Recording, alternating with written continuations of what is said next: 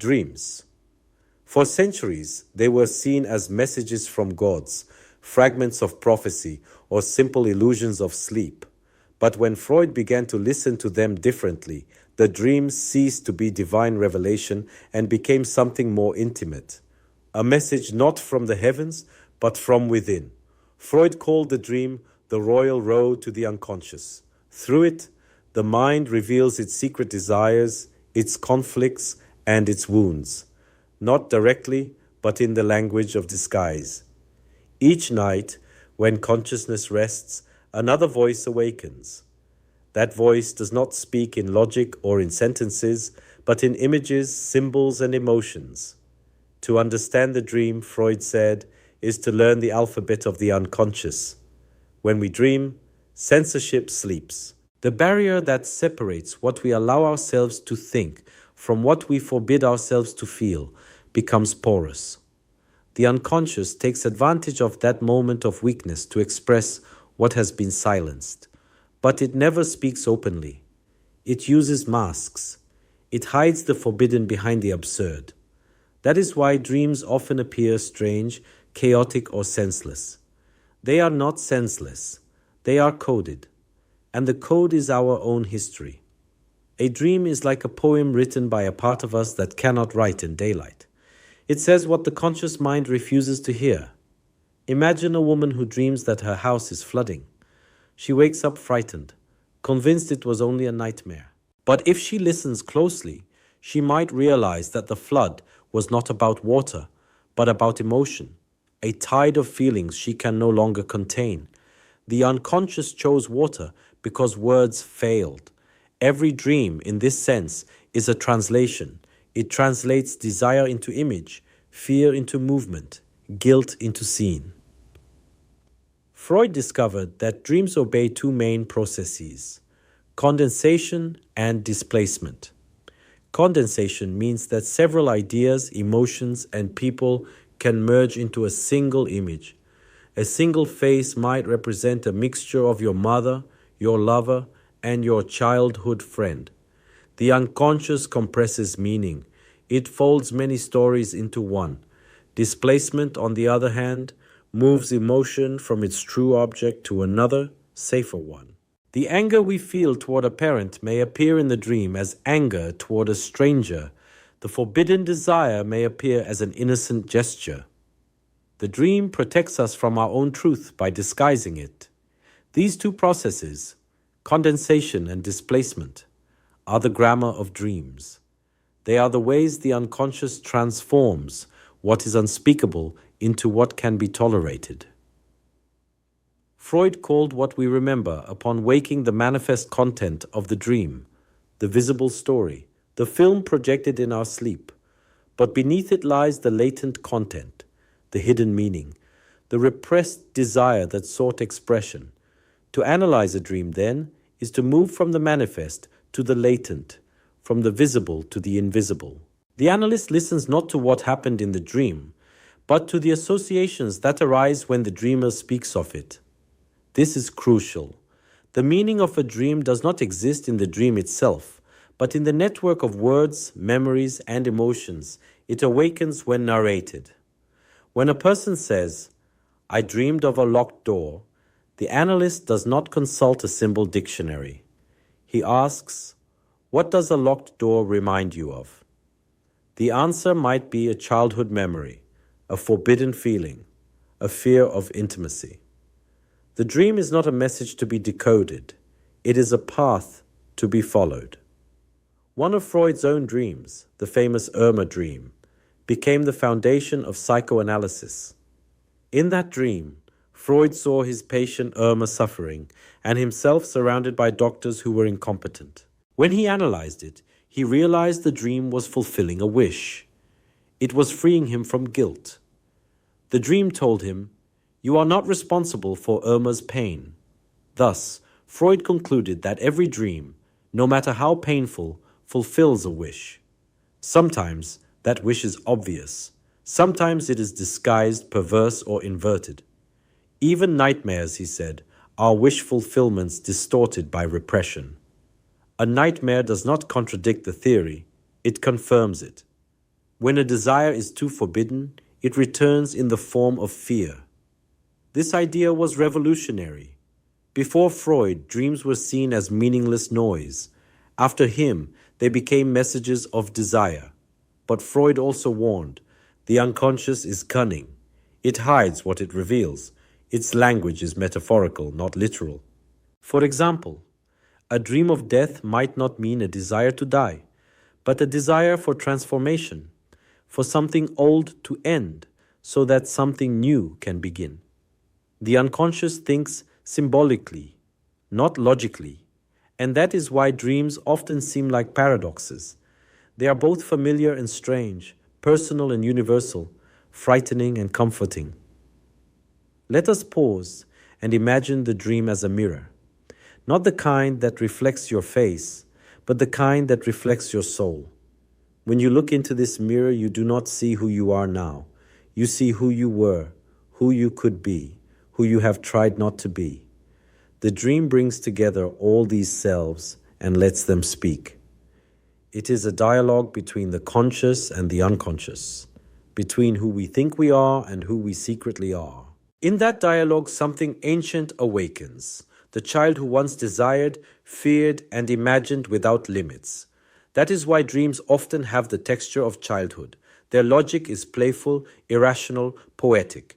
In dreams, the forbidden becomes possible, and the lost returns. Freud once said that the dream is the guardian of sleep. That may sound ironic, since dreams often wake us up. But what he meant is this: the dream protects us from the full force of our desire. When a wish threatens to wake us, to break through the wall of repression, the dream disguises it, gives it a mask, and lets it be expressed in a safe form. In doing so, it allows us to keep sleeping. The dream, then, is not a disturbance of rest, but its protector. It keeps us asleep precisely by expressing what might otherwise be unbearable.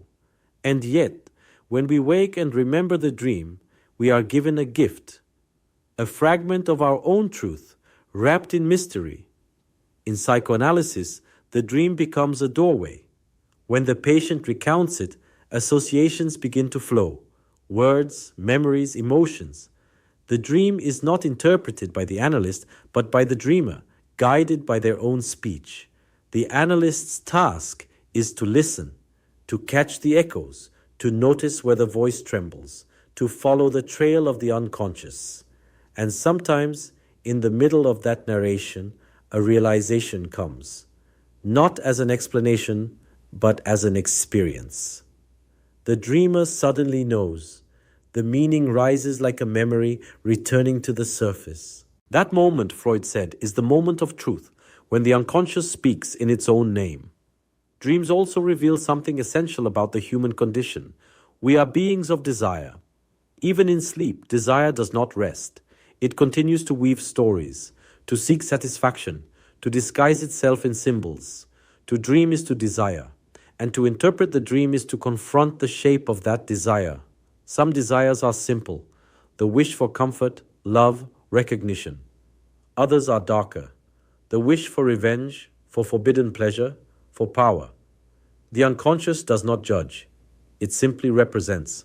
That is why dreams can shock us. They reveal what morality hides. They show us the shadows we prefer to deny. But in doing so, they also liberate us, because what is seen can be transformed. Freud believed that by interpreting dreams, we could reach the deepest layers of the psyche. But later, psychoanalysts, especially Jung and Lacan, expanded this view.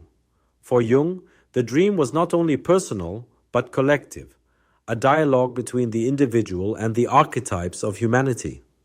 For Lacan, the dream was not a fulfillment of desire, but a structure of language, the place where the subject speaks through metaphor.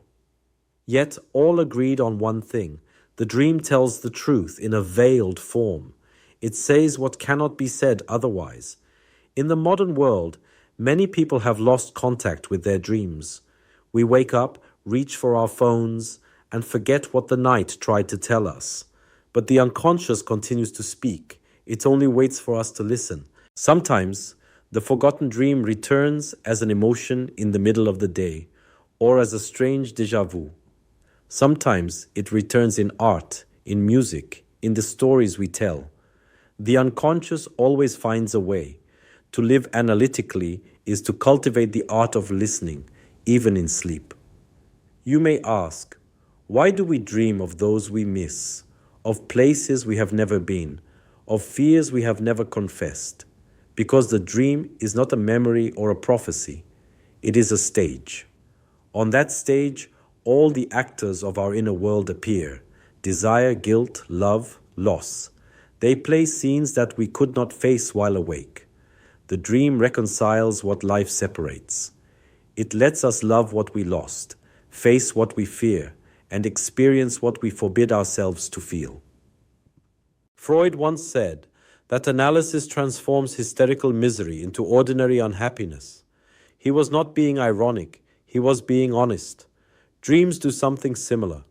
They transform unbearable desire into bearable form. They let us play with the forbidden so that life can continue. In this sense, dreams are not the escape from reality. They are its preparation. They rehearse what we cannot yet live. Think of the dream as a bridge. On one side stands consciousness, with its logic, its order, its morality. On the other side stands the unconscious, with its chaos, its desire, its poetry. The dream connects them. It allows a dialogue between day and night, between reason and madness, between the visible and the invisible. Every morning, when you wake and remember a dream, you stand on that bridge. You are in the space between two worlds, and in that space, something sacred happens. You meet yourself. To study dreams, then, is not a technical task. It is an act of humility. It means admitting that we do not fully know ourselves, but that we can listen. The dream teaches us to listen not only to what we say, but to what we imagine. It teaches us that meaning is not given. It is created, night after night, by the unconscious theater of our soul.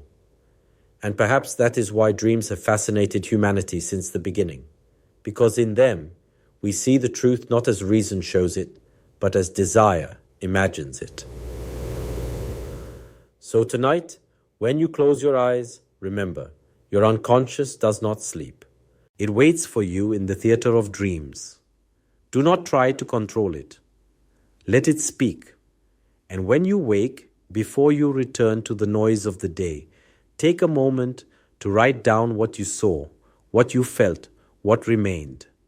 That small gesture of remembering, of writing, of reflecting, is already the beginning of analysis. It is the first step on the royal road that leads inward. Dreams are not just stories we tell ourselves in sleep. They are the soul's way of thinking, the unconscious mind painting its truth in the colors of night. Listen carefully, because each dream is a question that only you can answer. Let's continue our exploration.